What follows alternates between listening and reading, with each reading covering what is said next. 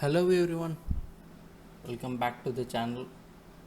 So, in this lecture, we will be dealing one important topic, that is citizens charter.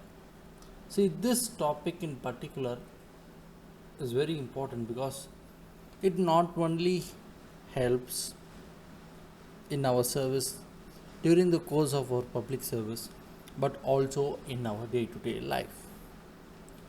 So let's get into the lecture. So, in the 12th report, that is in the second ARC Administrative Reforms Commission, characterized the Citizen Charter as an instrument that seeks to make an organization transparent, accountable, and citizen friendly. A citizen's charter is essentially a series of agreements made by an organization regarding the service standards it provides. Uh, Actually, the citizen charter here it is made by the organization for their benefit. It is a written and voluntary decision declaration by service providers, be it any government service it might be, that outlines the commitment of the organization towards standard, quality, and time frame of the service delivery, along with different grievance redress mechanism. Like, it also includes expectations of the organization from the citizen or client for fulfilling the commitment of the organization. See, um, an organization only cannot fulfill its thing, like commitments.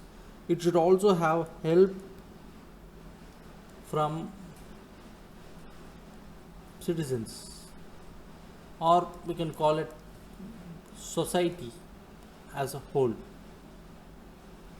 Any organization it might be, to become a success, it must need the help of a society. Otherwise, it will terribly get failed.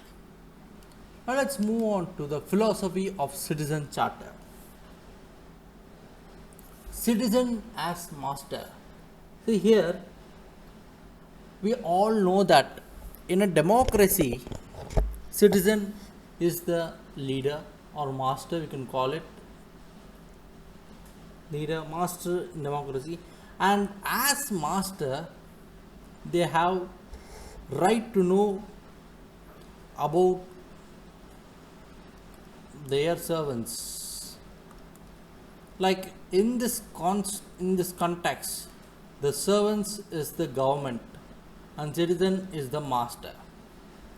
Next one is obligation. Servants, that is the government of India, is morally obliged to serve its citizens. Next one is traditional view.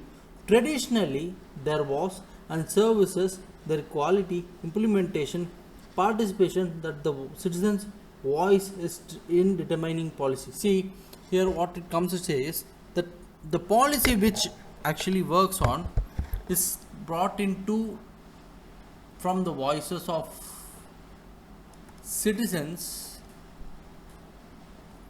right from the traditional period, that is we can call it ancient period, and the rules are being brought into it accordingly.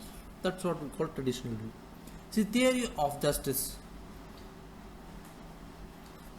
from the 1980s, you can call it from the 1980s, the right based approach was brought in, that is John Rawls' theory of rise to concept of citizen charter justice, which emphasized on quality of service delivery, quality of service delivery was brought in. and gave a democratic tool in which citizens could directly participate in determining quality and as a first service to get greater satisfaction. See, he citizen has bought is being brought into the concept of theory of justice wherein a citizen gets the first service and determines the quality and brings in greater satisfaction to it. Now let's move on to the principles of citizens charter. Actually, there were only 6 citizen charters in the earlier original frame, but it was elaborated in 1998 to 9 citizen charters, principles of citizen charter. Let's start with it is standards of service. A proper standards of service must be set by each and every organization for proper quality delivery. Be open and provide full information. A service which is to be delivered should be provided with full information so that no one gets problem, no one gets confused with it, and no one gets any trouble because of it. Next one is consult and involve. Consult and involve in the sense it brings in people from various it involves different stakeholders, consulting their views and getting involving them, be it public, society, investors, or whatever it may be for different stakeholders, and consulting and involve brings in the aspect. Next one is encourage access and promotion of choice. See, a service delivery can be of different choices. Some might like this type of service, other might like different types of service. So encourage access, that is encouraging the society at large, and also encouraging the promotion of choice, like different choices for people to choose from. That's really going to help to develop and work on the variety of services provided. Next one is treat all fairly.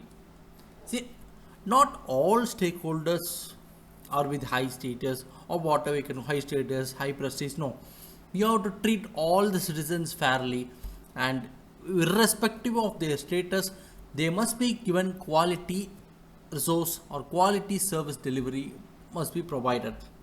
Put things wrong when they go wrong. Sometimes certain things always go wrong. We cannot, that's human nature of doing mistake. So when mistakes happen, we have to, a citizen must, civil servant or citizen must put things right when they go wrong. Next one is use the resources effectively. See, we all know that resources are not unlimited. They are very, very limited. So it is our duty to keep it effectively or use it effectively so that it benefits maximum number of people. Next one is innovate and improve. It's always innovating and improve. See, when we innovate and improve, it brings in more aspects of people into the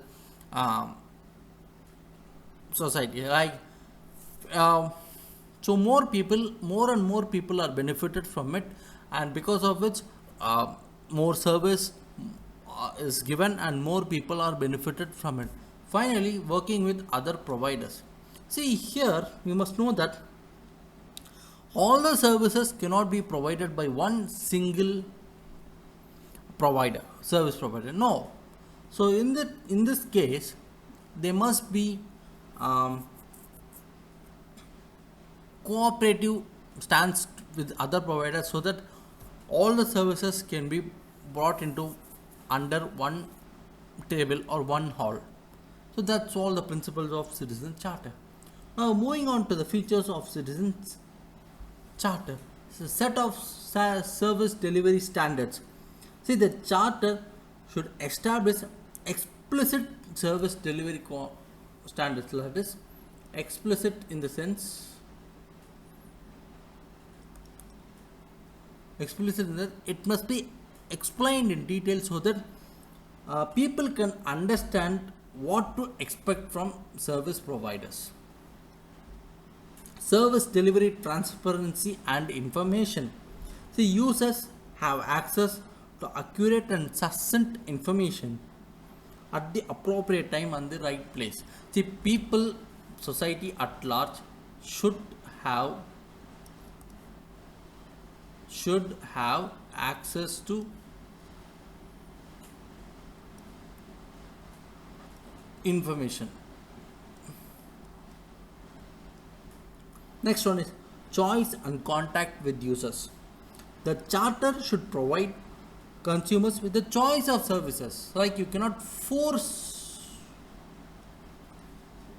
one service on all.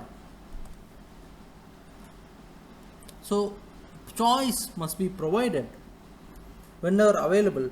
To define service expectation and maintain consistency of service delivery, users of the service should be consulted on a regular and systematic basis for improving the standards, fairness and assistance in service delivery.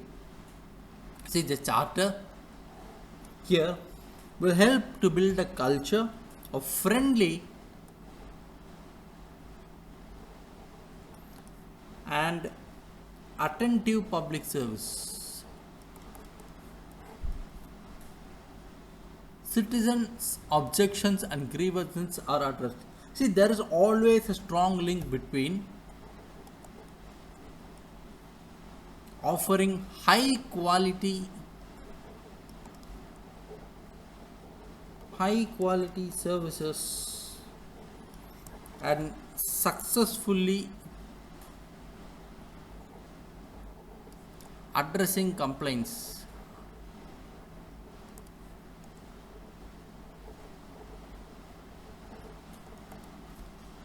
So, by encouraging and responding to the concerns, the reasons for complaints could be reduced.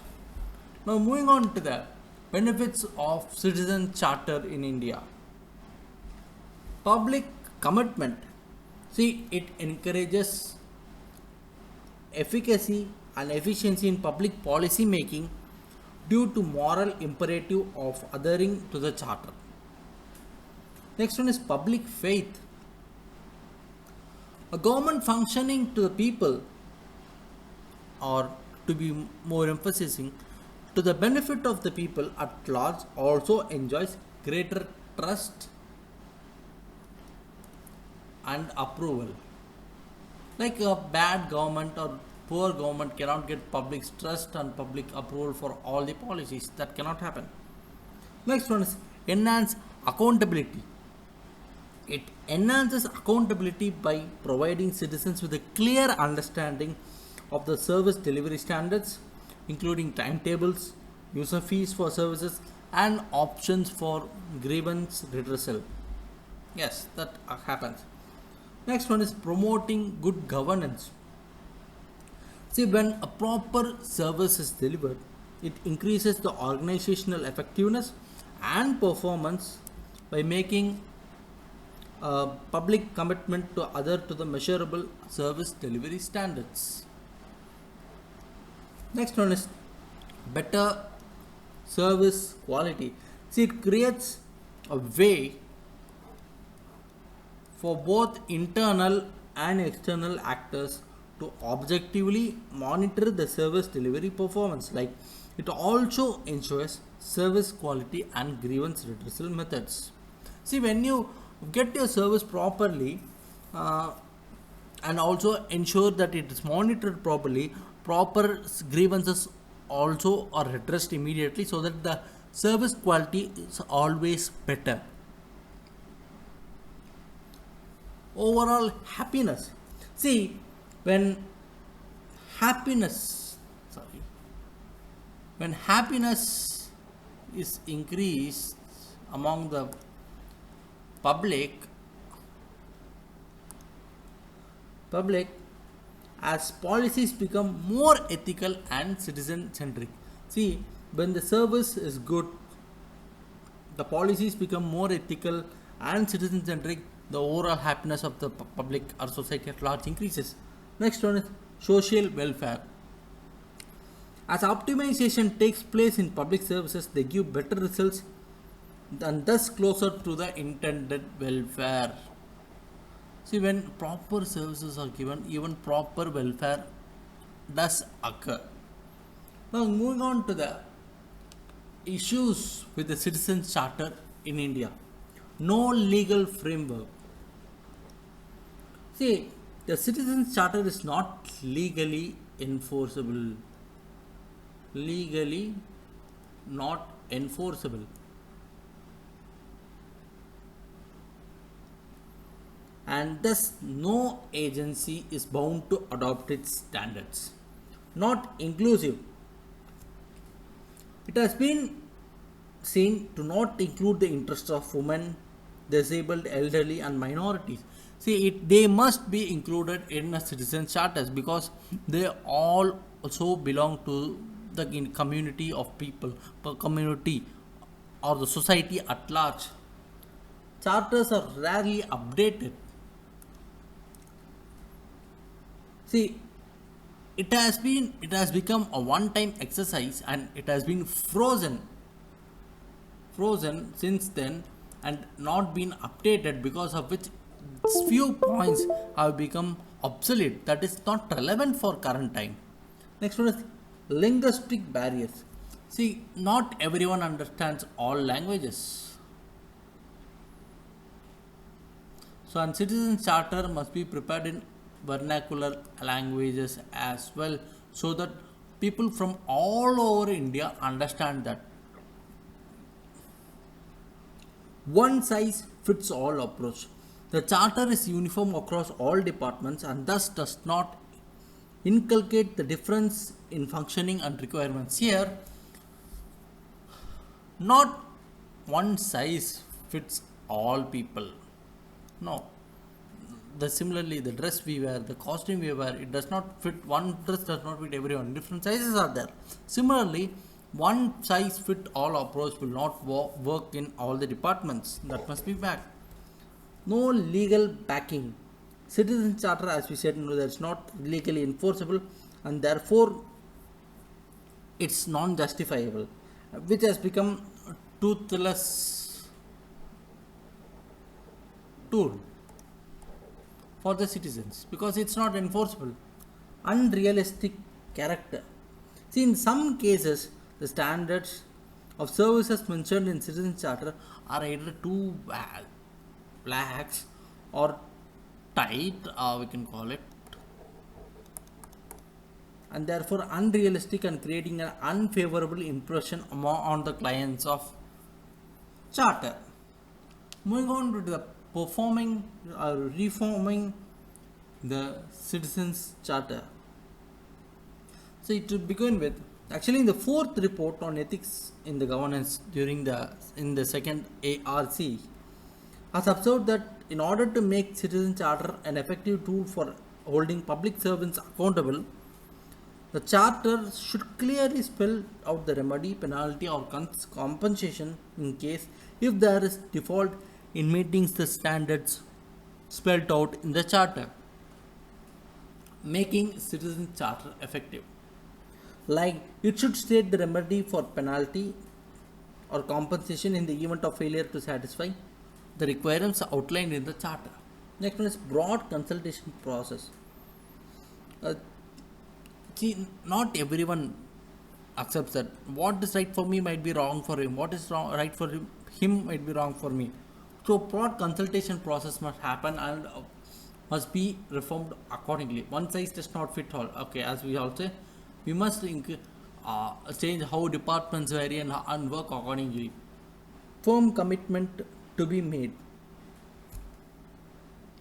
The citizen charter should be specific and whenever feasible excluded from obligations of service delivery to citizens in terms of quantifiable terms. Like, firm commitment should be made for citizens so that the charter is clearly working.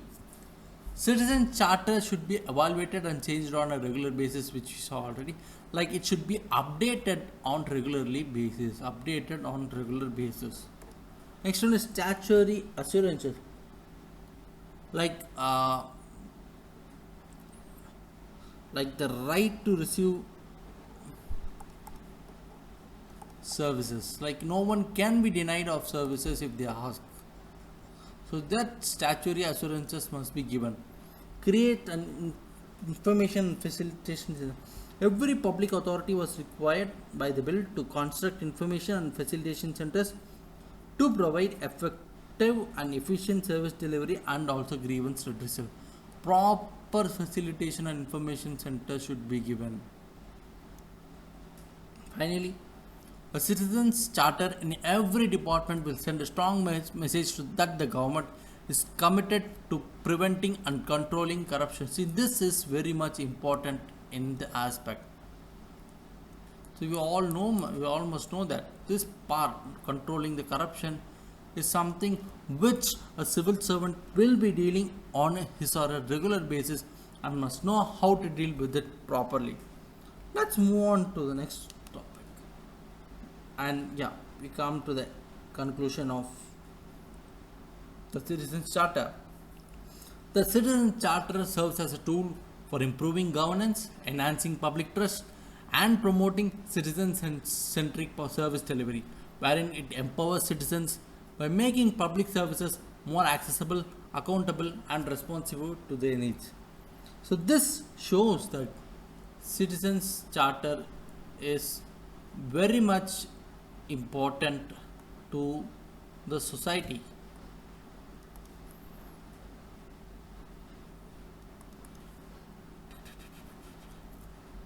Which makes it which makes our society better and strong for the future as well. So hope you guys understood today's concept. Do watch the video, like, share and subscribe the channel, and comment your doubts if you have any. We'll resume with the next lecture soon. Thank you.